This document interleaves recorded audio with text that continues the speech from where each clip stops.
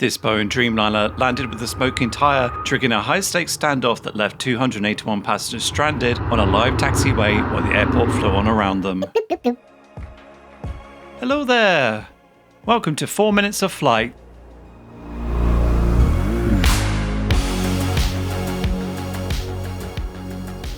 Gulf Air Flight 5 from Bahrain arrived into Manchester slightly ahead of schedule and was initially placed into a holding pattern to manage traffic flow. While entering the hold, the crew reported a deflated main landing gear tyre, later identified as tyre number 5.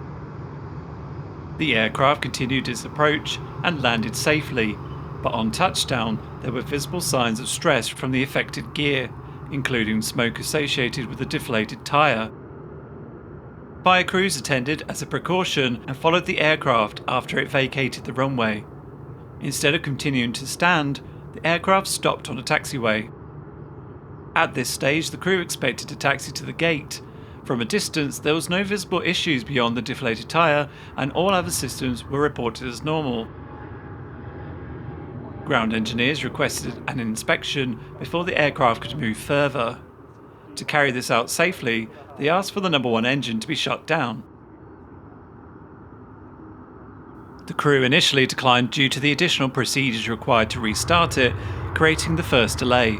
Quote, "It would involve a lot of paperwork for us." A limited inspection was attempted with engines at idle, but this wasn't sufficient. The engineer requested a full shutdown and the crew eventually complied, starting the auxiliary power unit and shutting down the engines to allow access.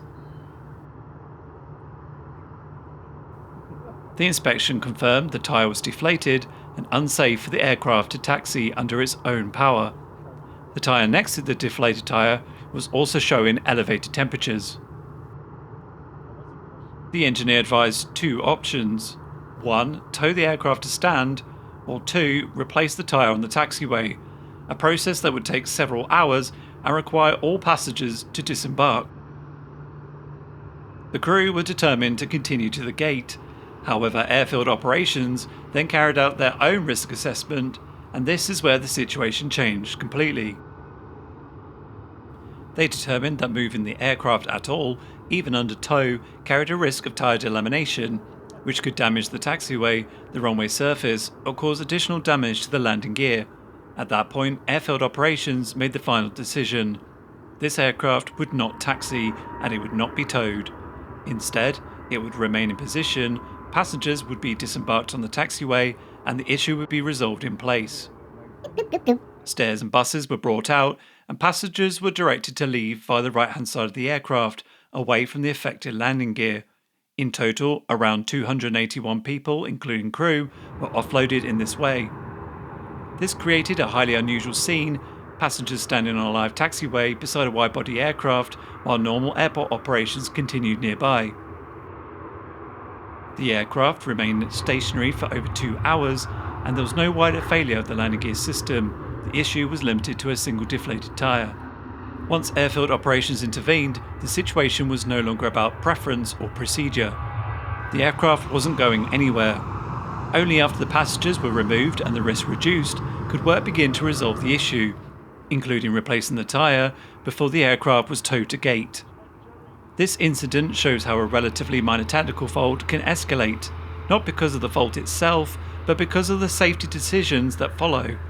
In this case, the aircraft didn't stop because it couldn't move, it stopped because it wasn't allowed to.